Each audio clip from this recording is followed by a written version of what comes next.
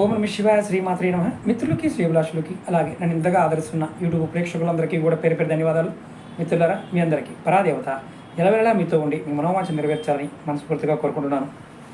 ఈరోజు మనం చాలామంది మిత్రులు అక్క చెల్లెలు అడిగిన క్వశ్చన్ ఏంటంటే, గురువుగారు మేము ఏ పని ప్రారంభించినా అది ఫలితం రావడం లేదు, అలాగే మాకు మిత్రులుగా ఉన్న వాళ్ళు శత్రువులుగా మారిపోయారు, అలాగే మేము కొంతమంది నమ్మాము, వాళ్ళు మోసగించడం జరుగుతుంది, అలాగే తరచుగా మా మనస్సు చాలా ఇబ్బంది పడుతుంది, మానసిక బాధలు పడుతున్నాం, అలాగే శారీరకమైన అనారోగ్య బాధలు కూడా మమ్మల్ని వెంటాడుతున్నాయి.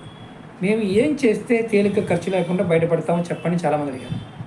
ఈరోజు మీకు ఒక అత్యంత అద్భుతమైన తేలికైన ఉపాయం చెప్తాను.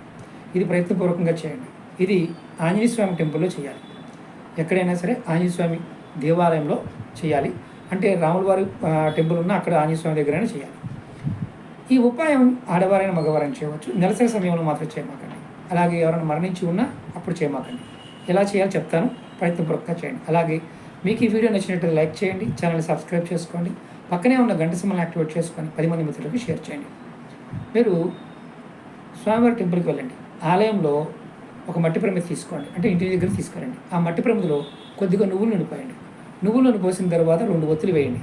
ఒత్తులు వేసిన తర్వాత ప్రమిదలో మీరు ఇలా మీ ముఖం చూసుకొని అంటే మీ ముఖం ఎవరైతే చూస్తున్నారో వాళ్ళ ముఖం చూసుకోవాలి. చూసిన తర్వాత దీపారాధన చేయండి. దీపారాధన చేసిన తర్వాత మీరు గుడి చుట్టూ ఒక 11 ప్రదక్షిణ చేయాలి. 11 ప్రదక్షిణ చేస్తున్నప్పుడు ఎవరితో మాట్లాడకూడదు. మీరు చేతులు జోడించుకొని ప్రదక్షిణ చేయాలి. ఇలా చేయడం వల్ల మీరు ఏ పని ప్రారంభించినా అది చక్కగా సఫలీకృతమవుతుంది. అలాగే మంచి మిత్రులు కూడా వస్తారు మీకు.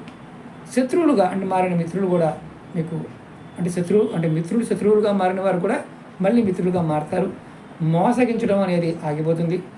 మానసికంగా వచ్చే బాధలు తగ్గుతాయి. అలాగే అనారోగ్య బాధలు కూడా తగ్గుతాయి. ఇలా మీరు నెలకు ఒకసారి చేయండి. ఇది మంగళవారం నాడు చేస్తే విశేషమైన ఫలితం కలుగుతుంది. రేపు మంగళవారం కాబట్టి ప్రయత్నించేయండి. ఇది ప్రతి మంగళవారం చేయవచ్చు, లేదా నెలలో వచ్చి ఒక మంగళవారం చేయవచ్చు. ఆడవారైన మగవారం చేయండి, ఖచ్చితమైన ఫలితం కలుగుతుంది. అలాగే మీకు ఈ వీడియో నచ్చినట్టు లైక్ చేయండి, ఛానల్ సబ్స్క్రైబ్ చేసుకోండి, పక్కనే ఉన్న గంట సింబల్ని యాక్టివేట్ చేసుకొని 10 మంది మిత్రులకు షేర్ చేయండి. ఓం నమ శివాయ శ్రీమాత్రే నమః.